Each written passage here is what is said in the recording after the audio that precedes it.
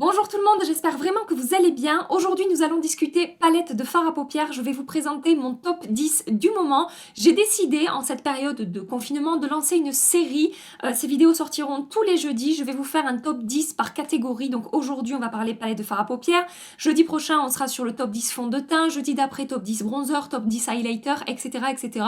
Ça permet de faire un petit tour d'horizon de ma collection et de vous présenter par catégorie vraiment mes plus grandes, mes plus belles recommandations du moment. Dernière chose avant de vous présenter ces palettes, gardez bien en tête que cette sélection n'appartient qu'à moi, que j'ai choisi ces palettes selon mes goûts, mes préférences, selon ce que j'aime utiliser, et je n'ai évidemment pas testé toutes les palettes du monde. D'ailleurs, je vous attends dans les commentaires pour savoir, vous, actuellement, là, en ce printemps 2020, quelles sont vos palettes que vous préférez utiliser, même si on peut pas trop profiter du printemps, je suis d'accord, mais bon, à défaut de pouvoir profiter du printemps en extérieur, on va s'imaginer le printemps au travers de très belles palettes de couleurs qu'on peut retrouver dans nos palettes de fard à paupières. Je commence tout de suite la présentation. Je vais commencer avec la seule palette de cette sélection, je suis désolée, qui a un prix abordable. Tout le reste, on sera sur des palettes qui coûtent quand même plus cher. J'ai ressorti cette palette-là de chez NYX. Il s'agit de la Perfect Filter en teinte rustique antique. Ça faisait un petit moment que je l'avais pas ressortie, jusqu'à il y a à peu près 2 mois. J'ai fait un tri un petit peu dans mon make-up et j'ai remis en haut de mes placards certaines palettes que j'avais envie de réutiliser. Et donc ça fait 2-3 mois que j'utilise évidemment pas tous les jours, mais que je me suis remise à utiliser cette palette quand même assez régulièrement. Et une fois de plus, je suis bluffée par la qualité de cette palette.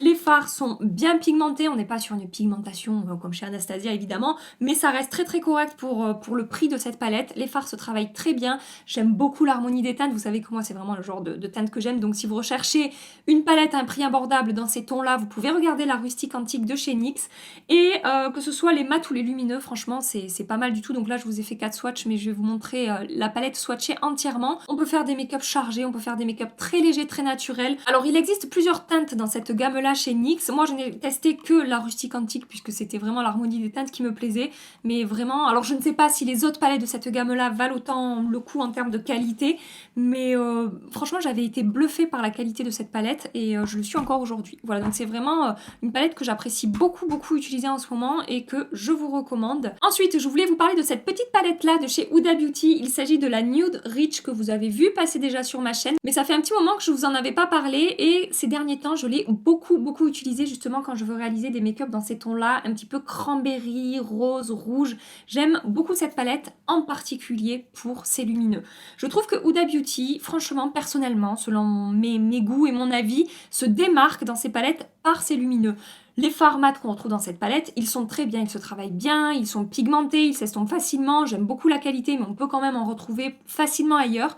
Je trouve que dans les lumineux, elle met quand même le paquet. On est souvent sur des lumineux qui sont assez fondants et qui sont surtout truffés de reflets, je trouve.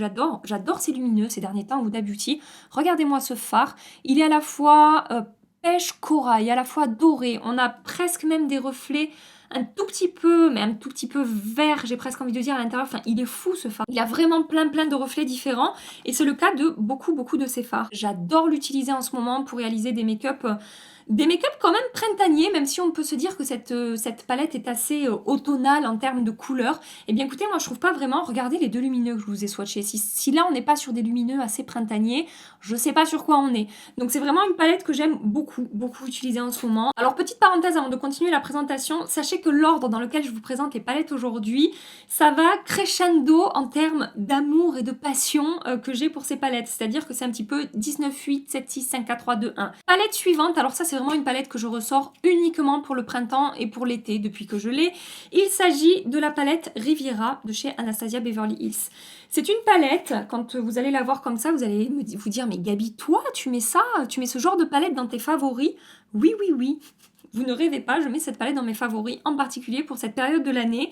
Quand on regarde bien cette palette, si on enlève ce rose fluo qui est ici, je trouve pas que les couleurs soient hyper intenses et hyper électriques en fait. Et c'est pour ça personnellement que j'adore cette palette, parce que moi qui ai du mal à porter des teintes vraiment électriques, ou alors vraiment en touche de couleur sur mon make-up parce que ce sont mes goûts tout simplement, hein. Je ne veux pas faire des maquillages que je n'ai pas envie de porter, hein. Je vous ai déjà expliqué ça plusieurs fois. Je me maquille selon mes goûts, mes envies, et pour me sentir à l'aise toute la journée, et je vais pas faire des maquillages qui ne me correspondent pas pour faire plaisir aux gens.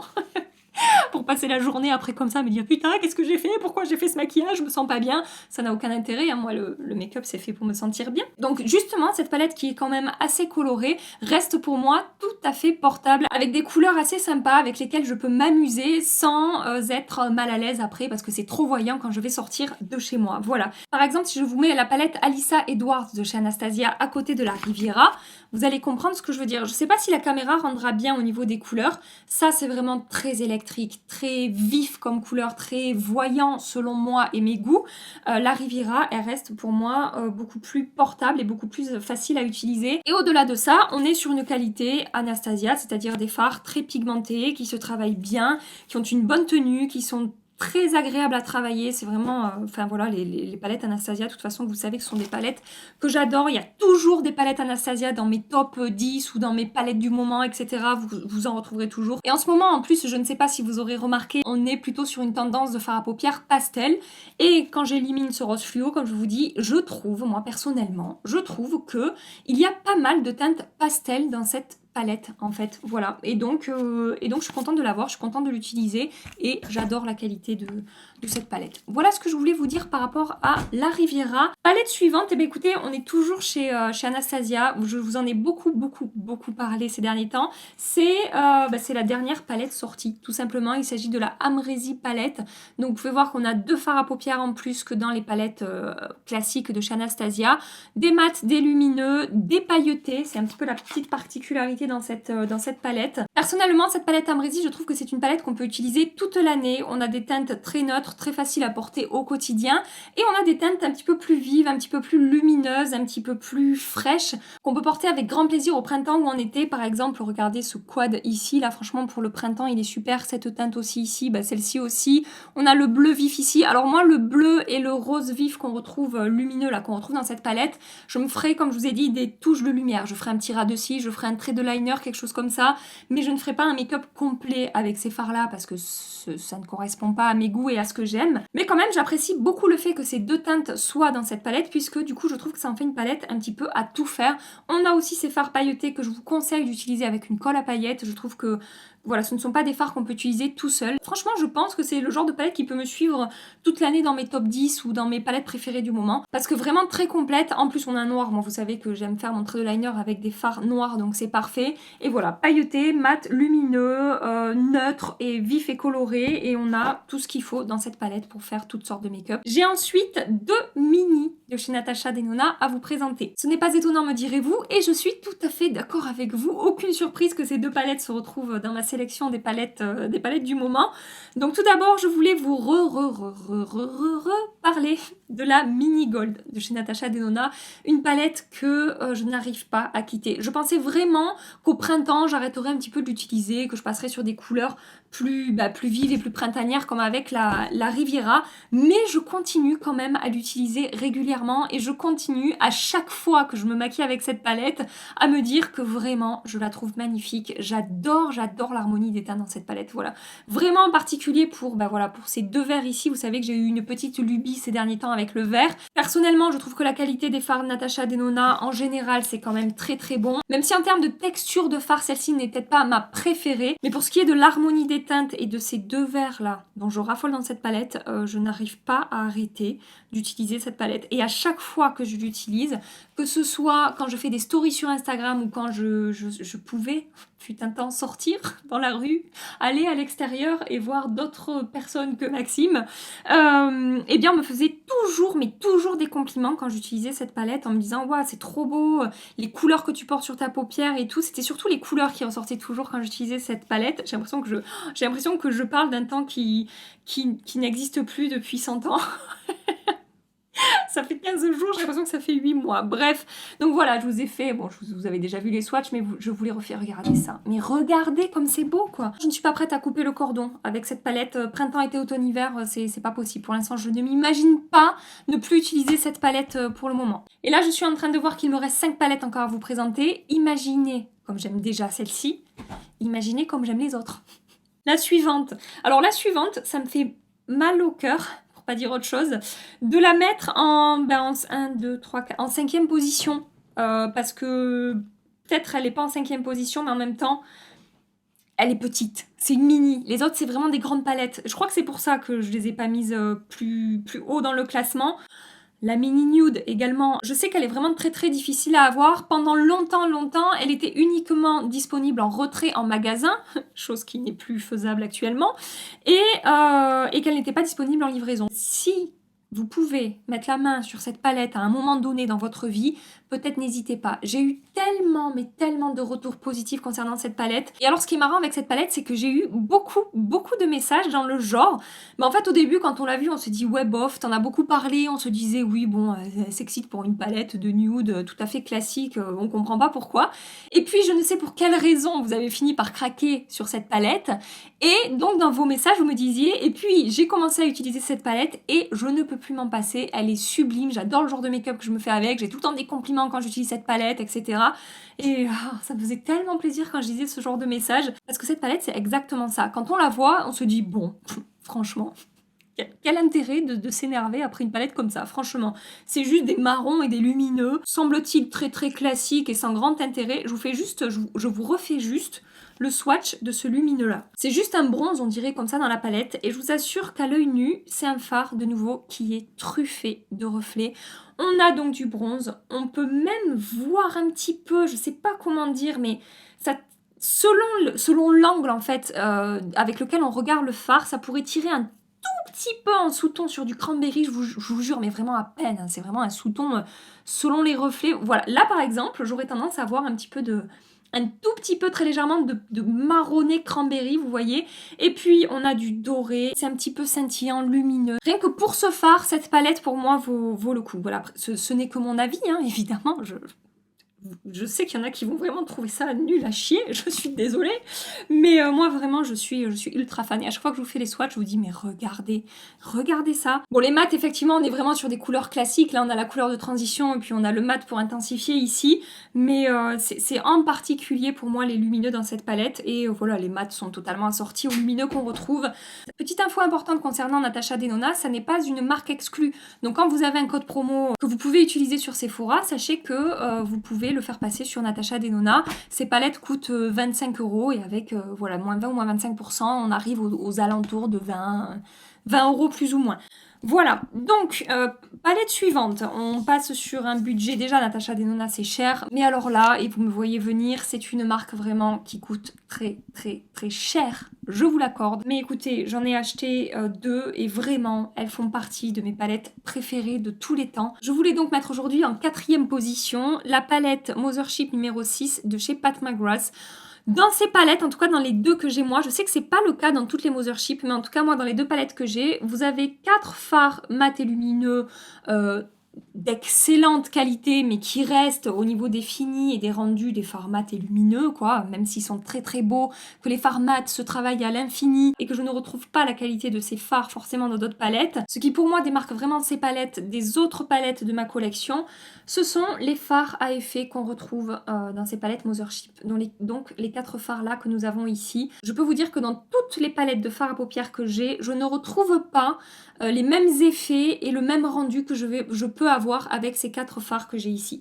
Ce sont pour moi des fards hors du commun, avec un très beau rendu, c'est scintillant, c'est lumineux, c'est hyper élégant en fait comme fini, je sais pas comment vous expliquer, mais c'est...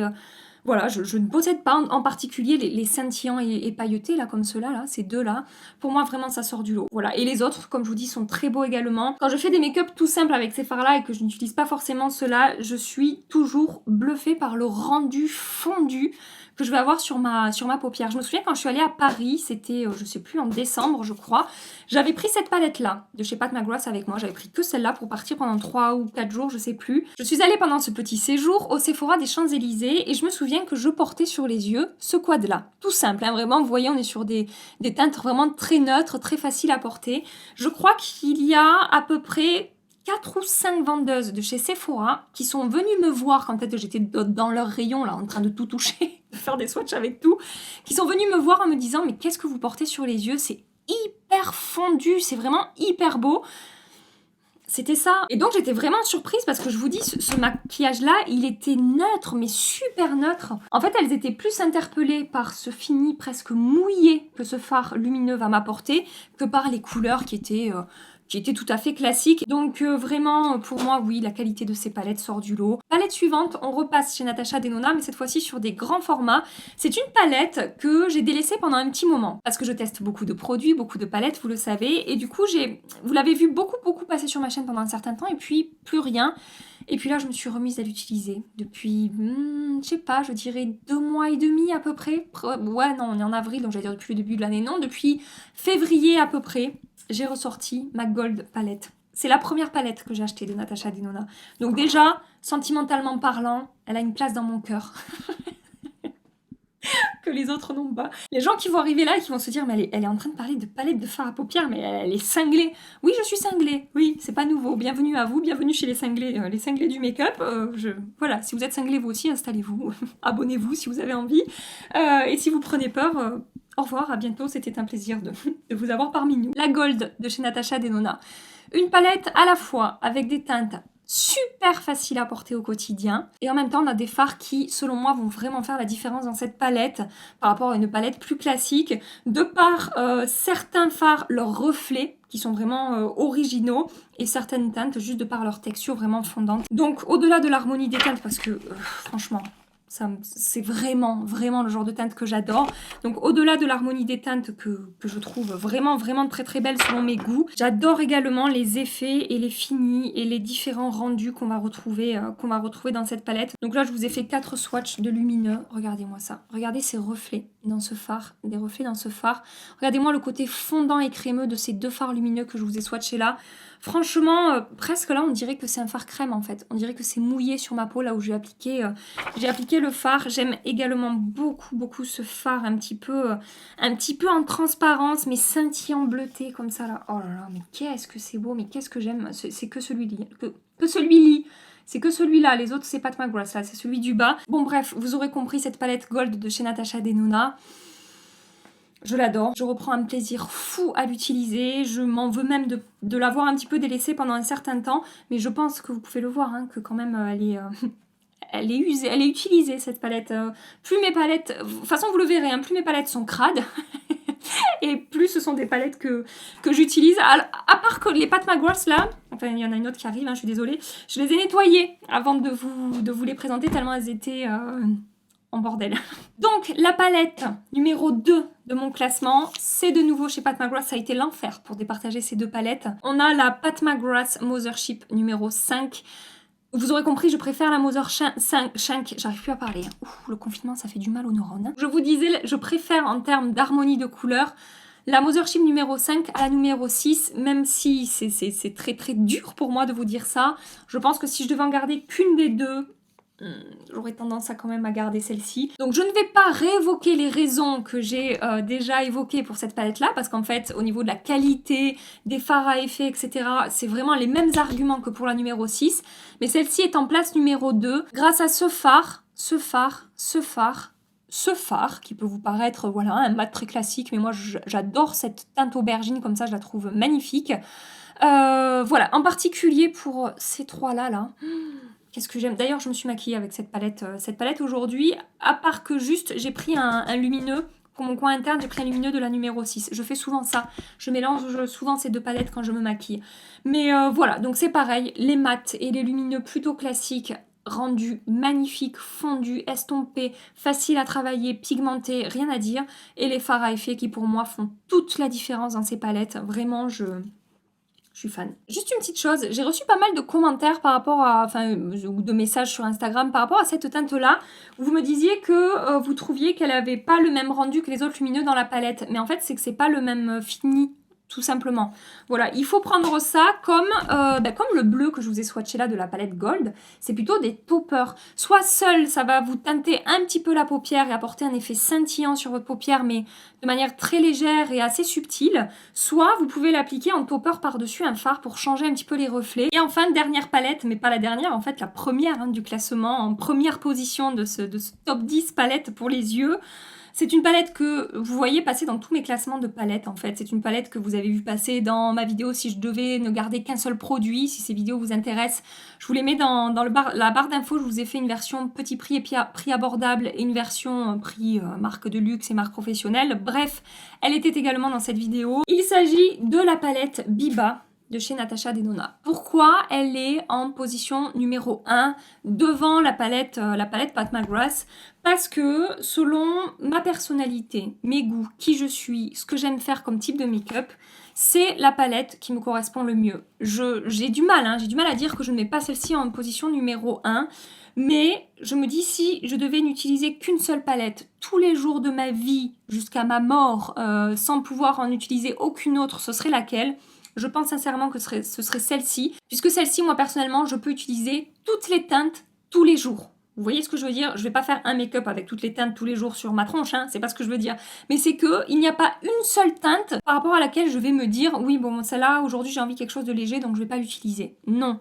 Alors qu'avec celle-ci et les fards à effet, même si aussi merveilleux soient-ils, ce ne sont pas des fards que je vais forcément utiliser tous les jours. On est vraiment, vous voyez, sur des rendus très pailletés, très scintillants. Donc pour une question de voilà d'utilisation complète de palette, ça reste la Biba. C'est celle-ci en numéro 1 parce que j'aime toutes les teintes, que ce soit les mats ou les lumineux. On a quand même un petit peu de froid dans cette palette. On a un noir. Les fards sont fondants, crémeux, faciles à travailler, pigmentés, ont une très bonne tenue sur moi. Je sais que certaines personnes ont des problèmes de tenue avec les fards Natasha Denona. J'ai la chance de ne pas avoir ce souci-là. Les fards Natasha Denona, avec une base évidemment, tiennent très bien sur moi, ne se mélangent pas, ne se fondent pas. Enfin voilà, je n'ai pas ce problème-là. Après, si vous n'aimez pas les palettes dans des tons neutres et que vous aimez les couleurs vives ou un petit peu originales, surtout n'achetez pas la Biba. Mais alors surtout pas, vous allez vous faire chier, je vous le dis tout de suite. Mais si vous êtes comme moi je peux pas me séparer de cette palette. Franchement, si j'avais dû créer qu'une seule palette à paupières pour moi, qui je suis et ce que j'aime, j'aurais pu créer ça. Elle s'appelle la Biba Palette, mais franchement, elle aurait pu s'appeler la Gaby Palette. Voilà, c'était le mot de la fin de ce classement de mes palettes, de mes 10 palettes préférées du moment. J'insiste bien, mes palettes préférées du moment. J'espère vraiment que ça vous a plu, j'espère que ça vous aura changé un petit peu les idées. Je vous laisse donc ici pour aujourd'hui. Si vous voulez rester encore un petit peu avec moi, je vous accroche de vidéos ici, n'hésitez pas à cliquer. En attendant, ma prochaine vidéo, ce sera un Get Ready With Me du dimanche. Je ne sais pas quel thème encore, mais je vais trouver, ne vous inquiétez pas. En attendant donc ma prochaine vidéo, je vous fais des milliards de bisous. Mouah. Prenez soin de vous et à très bientôt. Bye bye.